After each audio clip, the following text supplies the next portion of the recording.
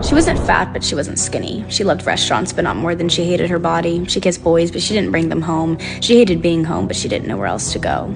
She wasn't shy, but she hated small talk. She craved deep conversations, but would never open up. She hated living, but she didn't want to die. She loved laughing, but not as much as she needed to cry. She wasn't a bad person, but she didn't feel good. She was always there for others, but herself never understood.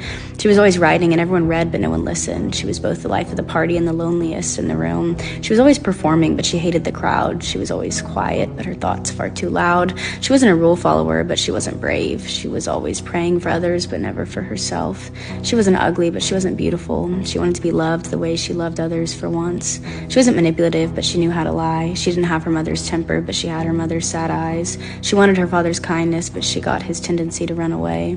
She was always apologizing, but she never forgave herself. She was always running, chasing, seeking for something she couldn't grasp, always hungry, longing, itching for something she couldn't name, always bleeding, rotting, screaming for something to dull the pain, but no one saw, so you couldn't blame the world for ignoring the girl.